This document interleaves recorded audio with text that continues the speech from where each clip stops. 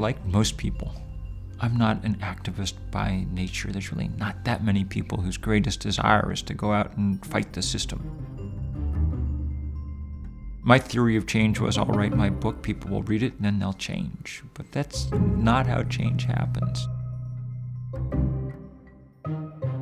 So I've been kind of forced to go against my sense of who I am most comfortable being.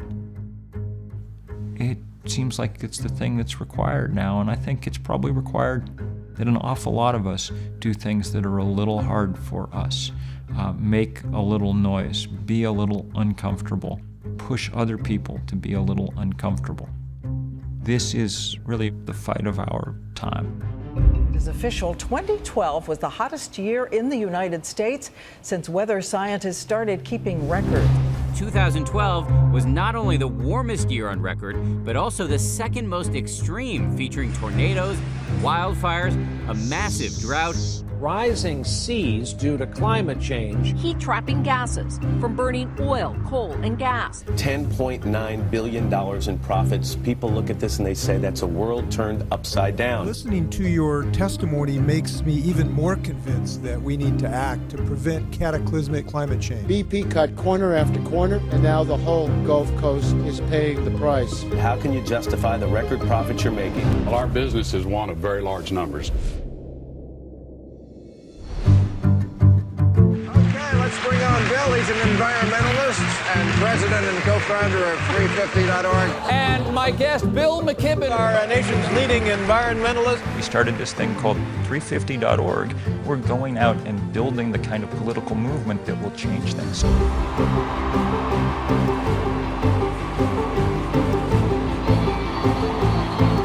We just announced this roadshow out across the country to really try and take it at the fossil fuel industry. People are just lining up to try and get involved in this fight.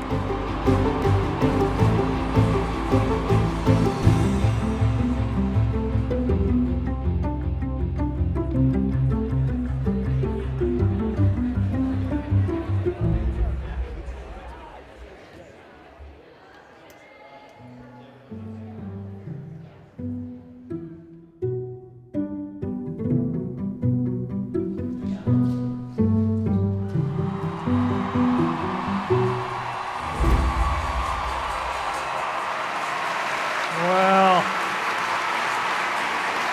thank you all. Thank you all so much for being here today.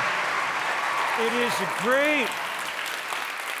is a great pleasure for me to get to be here tonight. And one of the gifts for me of these last few months was getting, tiring though it was in a sense, to travel around the country. And one of the things that was great was just being reminded what an incredibly beautiful place this is. You know, we got to Denver and it was gorgeous, but the air was full of smoke from fires still burning in December after the biggest fire season ever. And we got through those gorgeous farmland, much of it still, 60% of it still in a federally declared drought. But it's also worth just saying that it's a terrible thing to take a world this beautiful and for the sake of outsized profits for a few people for a little while, lay it to waste. Tonight's the start of the last campaign I may really get to fight, not because I'm getting tired, but because the planet's getting tired. In the world that we've built, where our institutions aren't working the way they should, we have to do more than we should.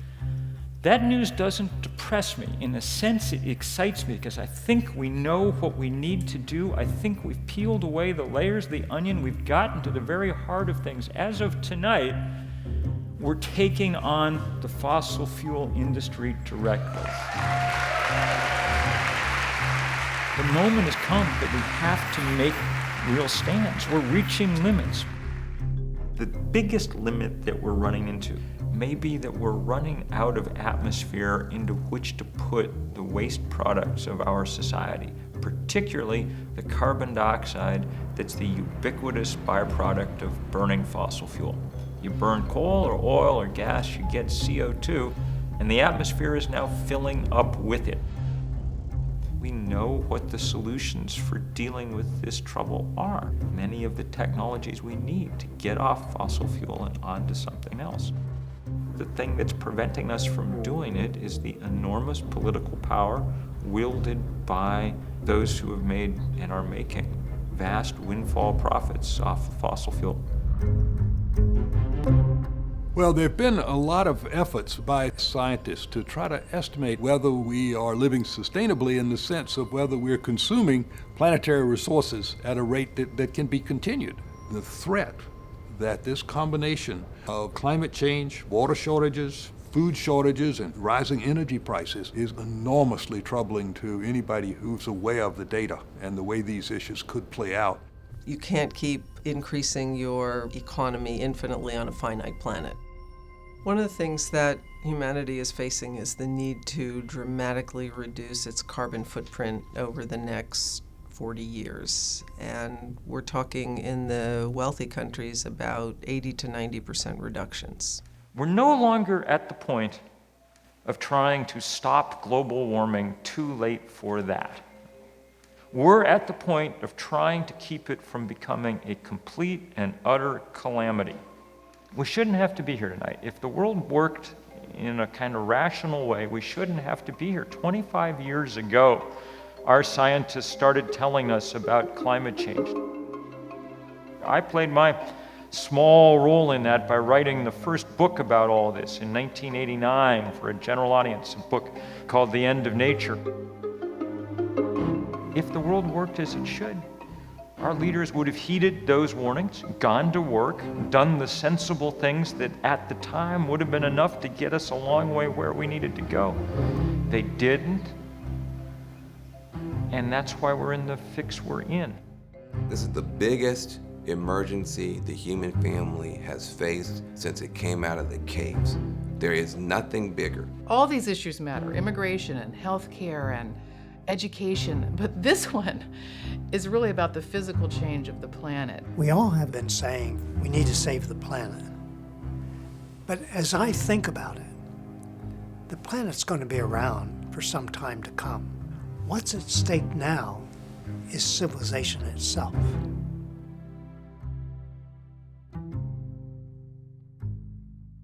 Our most important climatologist, Jim Hansen, had his team at NASA do a study to figure out how much carbon in the atmosphere was too much. The paper they published, maybe the most important scientific paper of the millennia to date, said we now know enough to know how much is too much. Any value for carbon in the atmosphere greater than 350 parts per million is not compatible with the planet on which civilization developed and to which life on Earth is adapted. That's pretty strong language for scientists to use. Stronger still if you know that outside today, the atmosphere is 395 parts per million CO2 and rising about 2 parts per million per year. Everything frozen on Earth is melting. The great ice sheet of the Arctic is reduced by more than half. The oceans are about 30% more acidic than they were 30 years ago because the chemistry of seawater changes as it absorbs carbon from the atmosphere.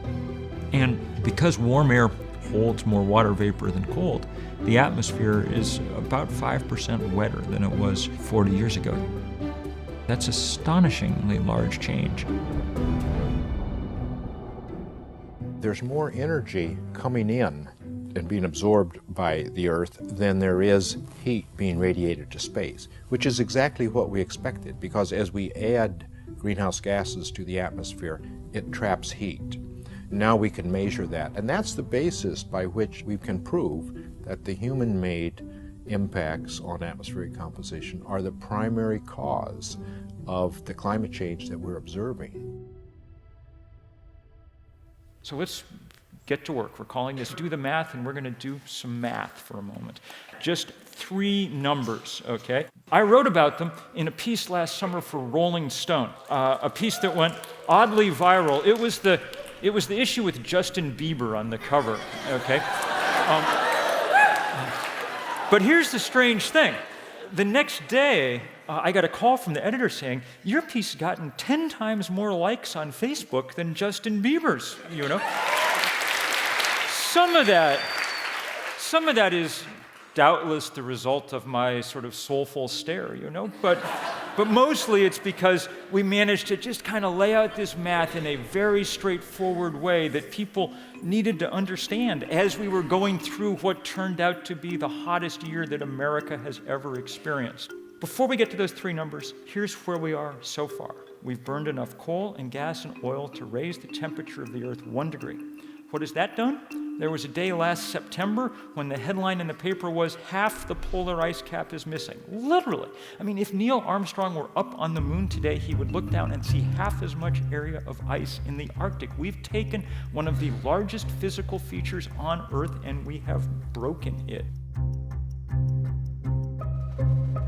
Shall we work through the numbers? They're three, and they're easy. The first one's 2 degrees. That's how much the world has said it would be safe to let the planet warm. In political terms, it's the only thing that anybody's agreed to. Some of you may remember that climate summit in Copenhagen. There was only one number in the final 2-page voluntary accord that people signed. Only one number in it, 2 degrees. Every signatory pledged to make sure the temperature wouldn't rise above that. The EU, Japan, Russia, China, countries that make their money selling oil like the United Arab Emirates, the most conservative, recalcitrant, reluctant countries on Earth, even the United States. If the world officially believes anything about climate change, it's that 2 degrees is too much. Second number, scientists have calculated how much carbon we could pour into the atmosphere and have a reasonable chance of staying below 2 degrees. They say about 565 more gigatons. A gigaton is 1 billion tons. That's not a perfect chance. That's worse odds than Russian roulette, you know. It sounds like it should be a lot. It is a lot. 565 billion tons of CO2. The problem is we pour 30 billion tons a year in now, and it goes up 3% a year. Do the math, and it's about 15 years before we go past that threshold. So that's sobering news. But the scary number is the third number. The third number was the important one and the new one, and it came from a team of financial analysts in the United Kingdom. And what they did was sit down with all the annual reports and SEC filings and things and figure out how much carbon the world's fossil fuel industry, how much they had already in their reserves. And that number turned out to be 2,795 gigatons worth of carbon. 5 times as much as the most conservative governments on Earth think would be safe to pour into the atmosphere. It's not even close. I mean, it's 5 times more. And once you know that number, then you understand the essence of this problem.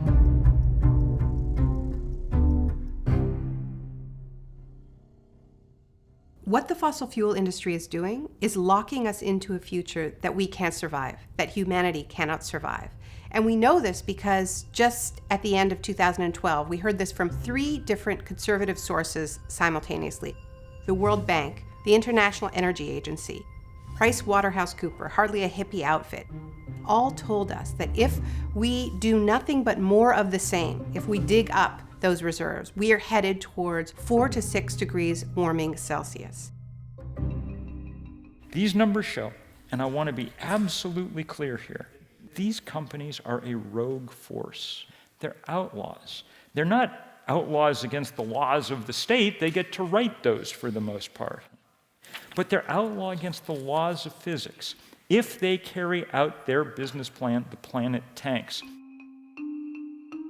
And we have all the engineers and entrepreneurs we need. The thing that's holding us back above all else is the simple fact that the fossil fuel industry cheats. Alone among industries, they're allowed to pour out their waste for free. Nobody should be able to pollute for free. You can't, I can't, we can't walk out of here and go litter for free. If you do, you get a fine. If you run a small business, you can't just dump all the garbage in the road. You gotta pay to have it hauled away or you get a fine. The only people who can pollute for free are these mega polluters when it comes to carbon. Big oil, big coal. If you get a $25 fine for littering, you're gonna pay $25 more than all of the industrial polluters have ever paid in 150 years for the carbon they've been dumping. That's how whack this whole thing is. It's almost how we define civilization. You pick up after yourself, unless you're the fossil fuel industry, then you pour that carbon into the atmosphere for free, and that is the advantage that keeps us from getting renewable energy at the pace that we need. We should internalize that externality. The only reason we haven't is because it would impair somewhat the record profitability of the fossil fuel industry, and so they have battled at every turn to keep it from happening. These are rogue companies now. Well, once upon a time, they performed a useful social function. For a long time, the U.S.'s engine was fossil fuels like oil and coal to power trains, to power cars, to power industry. In the mid-1900s, we realized that there were consequences. If you look at industries like coal now, we just did a report with Harvard Medical School that showed that if they actually paid for what they're doing to us, what we're paying indirectly for that electricity, coal would cost anywhere from 3 to far more times its current cost. They would be out of business. And that is just financially and morally bankrupt. When a utility burns coal, it is the cheapest source of fuel. But they're not paying the full price. The externalities, the additional costs to society, to human health, to the environment, are not factored in as a cost of doing business. We subsidize the fossil fuel industries. We are paying them to continue to keep polluting, and this means all kinds of things. It's tax breaks, it's loans, it's the fact that armies protect their pipelines and protect their trade routes. You're helping them stay on top and preventing their competitors, like renewable fuels, from competing. What we need is a level playing field. We could be using that public money, taxpayer money, to make the shift to green energy. And occasionally, they will pretend to be seeing the light. 10 years ago, BP announced that their initials now stood for Beyond Petroleum, and they got a new logo. And they put some solar panels on some gas stations, and they invested a tiny bit of money, pittance, in solar and wind research. Even that proved too much. 3 years ago, they sold off those divisions and said that from now on they were going to concentrate on their core business, which turned out basically to be wrecking the Gulf of Mexico. Why are they so fixated on hydrocarbons? Because these are the most profitable enterprises in human history. The top 5 oil companies last year made $137 billion. That's $375 million every day. That's a lot of money. They got $6.6 million in federal tax breaks daily. They spent $440,000 a day lobbying Congress. Rex Tillerson, the head of Exxon, made $100,000 a day, which, by the way, one of my favorite talking points is that climate scientists make up their findings because they're in it for the grant money, okay?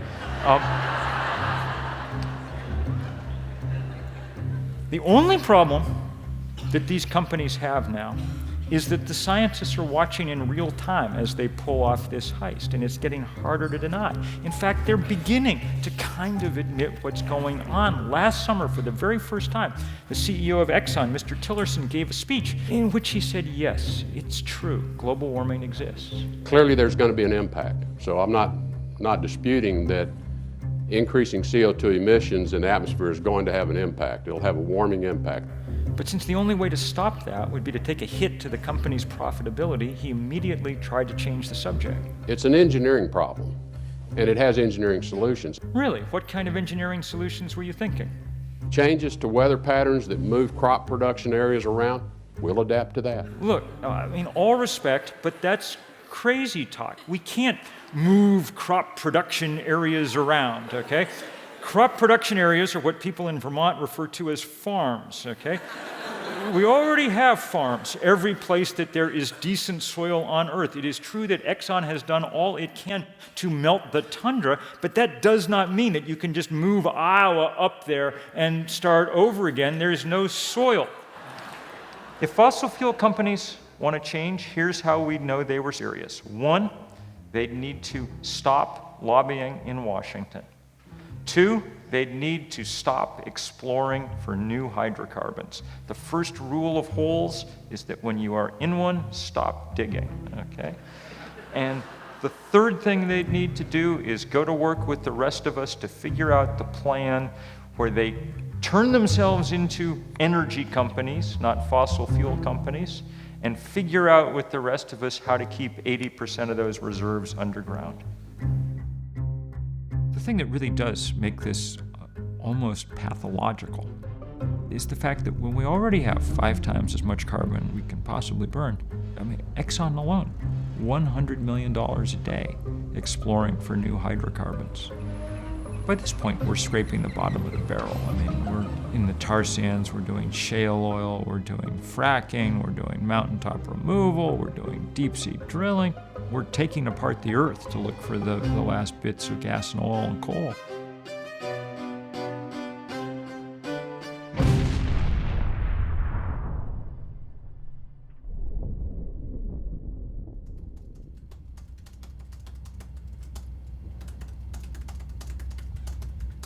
I find that when I get depressed, the best antidote by far is action, and I think that that's true for most people. The problem with climate change is that it seems too big for any of us ourselves to take it on, and indeed it is. It's only when we're working with other people, as many other people as possible, that we have any hope. So that's why I spend my time trying to build movements. I think it's the only chance we've got. Anybody can get involved. There's always stuff to be done, and more of it all the time. That's what movements look like. We started 350.org in 2008, and when I say we, I mean me and 7 undergraduates at Middlebury College. We had the deep desire to try and do some global organizing about the really first global problem this planet's ever faced. And we spread out around the planet, and for the next year or so, we found people all over this earth who wanted to work with us. We asked them all to take one day, and this, our first big day of action was in the fall of 2009. We said, will you all join us for one day? Will you do something on that day to take this most important number, 350, and drive it into the information bloodstream of the planet? For the next 48 hours, pictures just poured in, many a minute. Before it was over, there'd been 5,200 demonstrations in 181 countries. CNN called it the most widespread day of political activity in the planet's history. Communities across the globe gathered today to rally for solutions to climate change. The rally was part of locations around the globe. Hundreds of environment campaigners gathered in Edinburgh today. So we've gone on since then to do more of these big days of action. We work in every country but North Korea. We have had about 20,000 rallies or so, and we've gone on to do more direct things, spearhead the fight against the Keystone Pipeline, organize the largest civil disobedience action in 30 years. Now the high-stakes battle over whether the Obama administration should approve a major oil pipeline bisecting the U.S. Would transfer tar sand from Alberta, Canada, down to the Gulf of Mexico. The type of oil the pipeline would carry is far more toxic. Among the dirtiest of all fossil fuels. This pipeline has proven to be very controversial. To the federal government to decide whether or not to give Keystone XL the green light. The tar sands is destructive in and of itself, but it's also symbolic of a way of developing, a way of growing our economy that just can't be sustained. Now, right now, a company called TransCanada has applied to build a new pipeline to speed more oil from Cushing to state-of-the-art refineries down in the Gulf Coast. And today I'm directing my administration to cut through the red tape, break through the bureaucratic hurdles, and make this project a priority.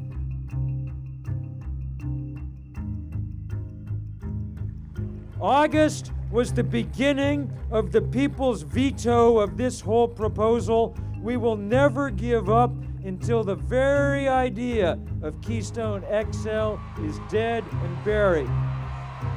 Tar sands are the turning point in our fossil fuel addiction. The fundamental fact is that as long as fossil fuels are the cheapest energy, they will continue to be used. The solution is to begin to put a price on carbon emissions.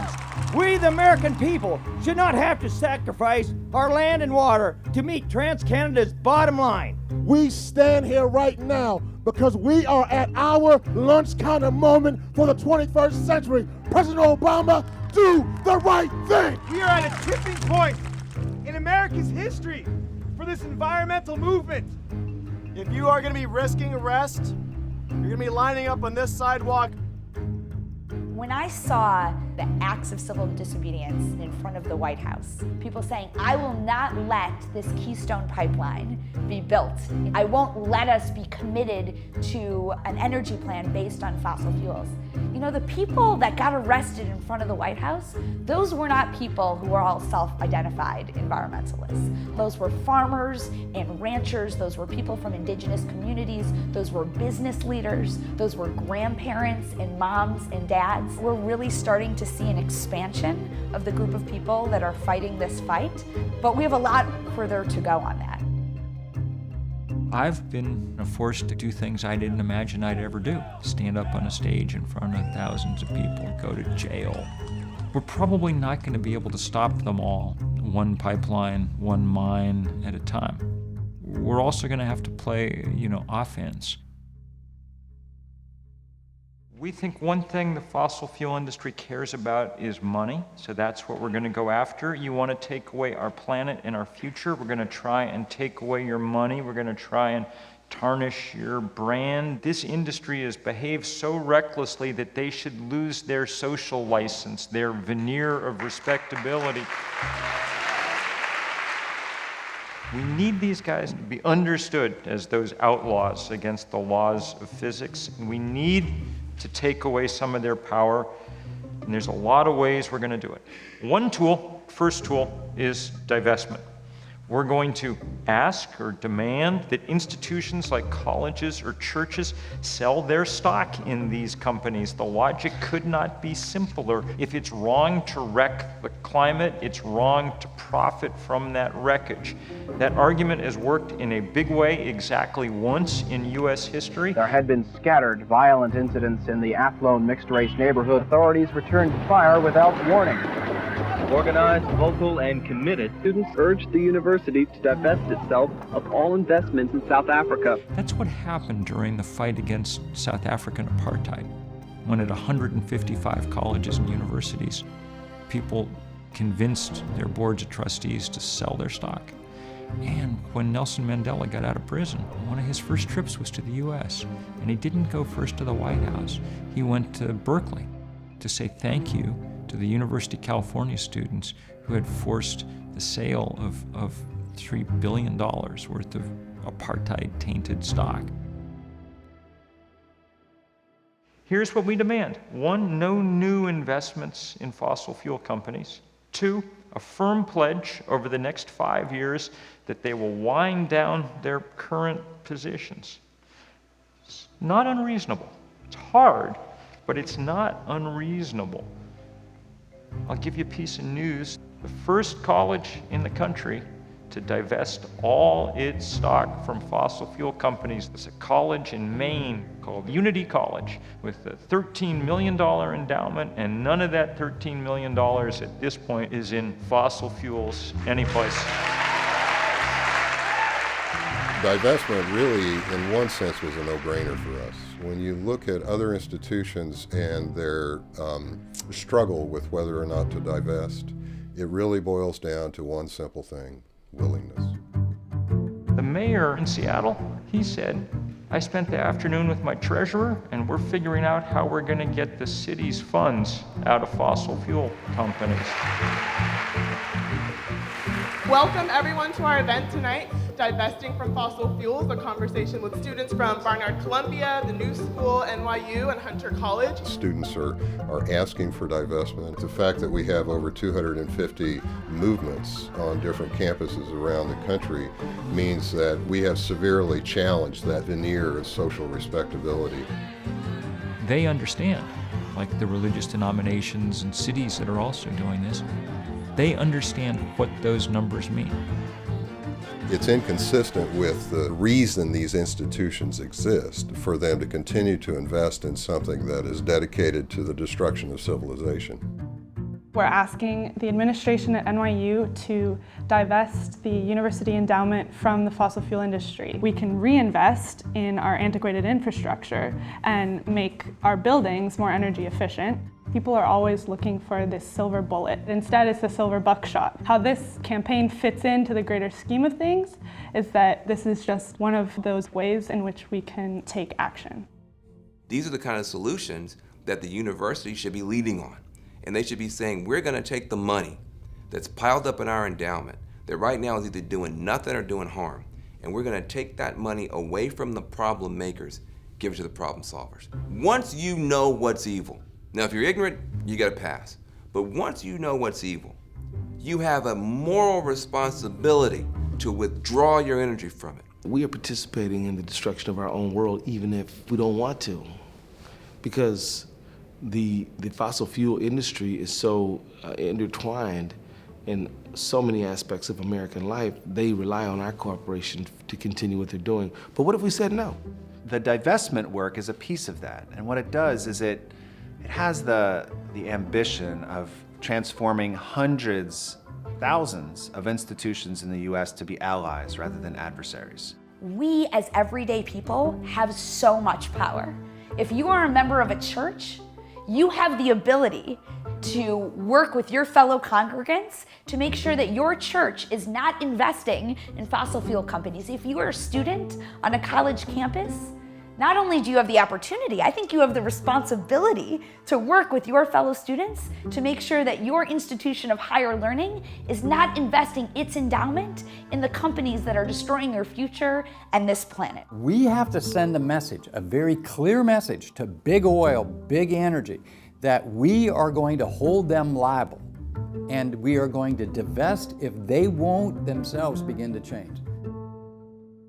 There is nothing, and I mean nothing, radical in what we are talking about here. All we're asking for when we talk about climate change is a planet that works the way that it did for the last 10,000 years. A planet that works the way the one we were born onto works. That's not a radical demand. That's, if you think about it, a conservative demand.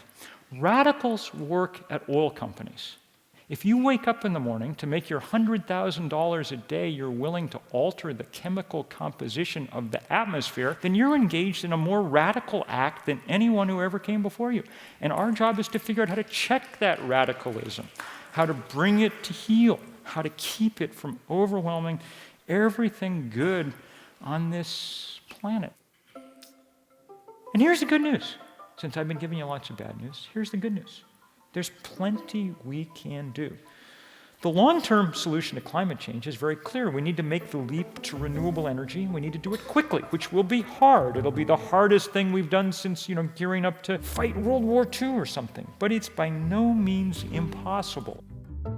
When I feel a little overwhelmed with all the things we need to do, I go back and reread the economic history of World War II. It was just a matter of months, for the U.S. automobile industry, producing cars to tanks, planes, and ships. It didn't take decades to restructure the U.S. industrial economy. It didn't take years. It was done in a matter of months. And if we could do that now, then certainly we can restructure the world energy economy over the next decade. And it's going to require some hard choices. It's going to require a real change in how we get our energy and how we move around. But the good news is that we have the solutions. We have the ways, we know what we need to do to get to a world where we're not burning as many fossil fuels. Why would we build a 1,000-mile pipeline taking almost 1 million barrels of oil from the most carbon-intensive fuel source on the planet when wind energy is a whole lot cheaper and a whole lot cleaner? Why would we drill in the Arctic when we know that solar power can meet our energy needs across the country? Why would we frack our countrysides and our watersheds when we know that energy efficiency would save more energy than natural gas can provide? I think that we're coming to that point now where extreme energy sources are so bad that the questions and these challenges are going to become easier and easier. Our whole economy is going to be dependent on how we respond to this crisis. Competition between countries will be between those who will be advanced in developing the technology and who will be selling it to others, or those who stay back and don't seize the opportunity. We should never underestimate our ingenuity and resolve. If those people that say we can't do anything about this do not know who we are, do not know what we can do. I think this is the moment where we dig deep and say, okay, we are ready. The solutions are in front of us, and no longer in good conscience can any of us, everyday citizens, elected officials, religious leaders, stand idly by. All the big problems that we have, they all have very local solutions. And finding what those solutions are actually result in a whole bunch of different benefits from an environmental standpoint, economic standpoint, and a social aspect.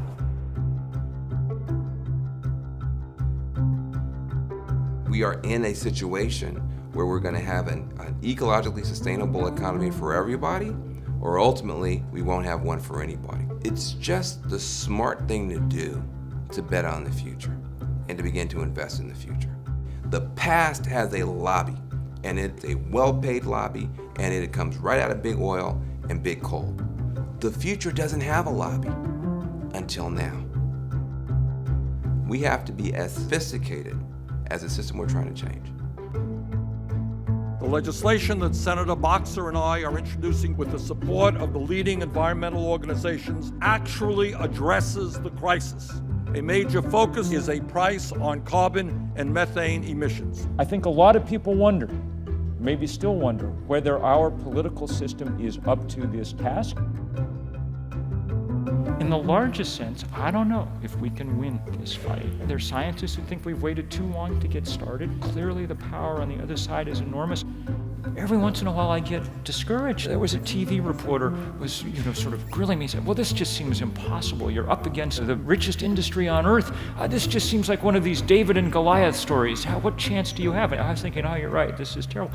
But then I thought, and since we're in church, maybe this is apropos, I thought, I know how that David and Goliath story comes out. David wins against the odds, okay? I don't know if we're gonna win, but we have real chance.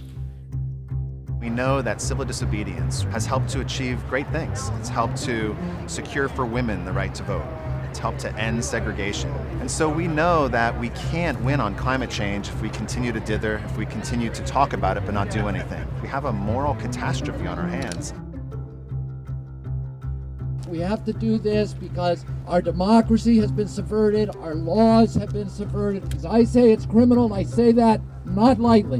When you have no recourse in our democracy, legally or democratically, we not only have the right, but we have the duty to break the law, to show our discontent. As a nation, we can come together. This is not about Republican or Democrat, it's about humanity. We're connected to each other, and that organizing has got to be the basis for this kind of larger fight.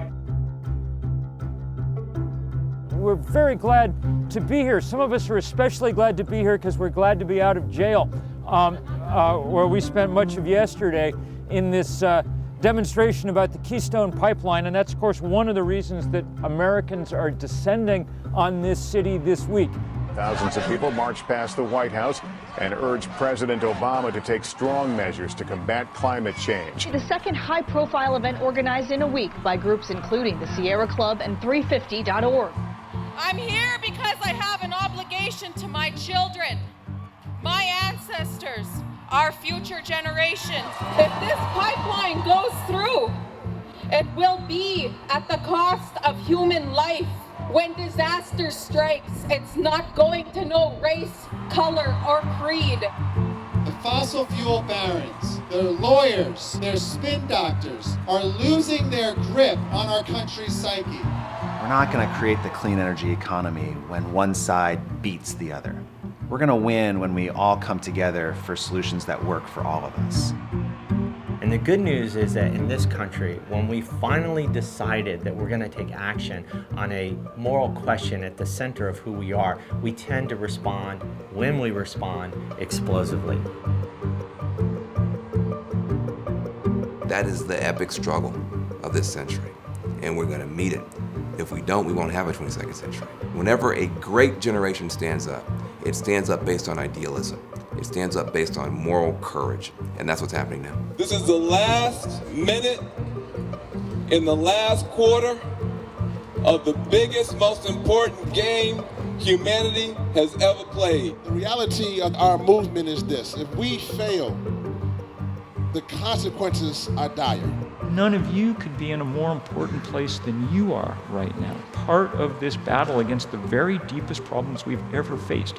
Very few people on Earth ever get to say, I'm doing the most important thing I could be doing any place on the planet at this moment in time, but you guys get to say that because you are on the front lines of this all-important battle. I think we can win this fight. I think we can win it if we act as a community, if we do not do anything that would injure that community, but instead build and knit that community together in a way that allows it to take powerful action. We know the end of the story. Unless we rewrite the script, it's very clear how it ends with the planet that just heats out of control. So that's our job, to rewrite the story. All I ever wanted to see was a movement of people to stop climate change, and now I've seen it. Today, at the biggest climate rally by far in U.S. history, today I know we're going to fight the battle, the most faithful battle in human history is finally joined, and we will fight it together.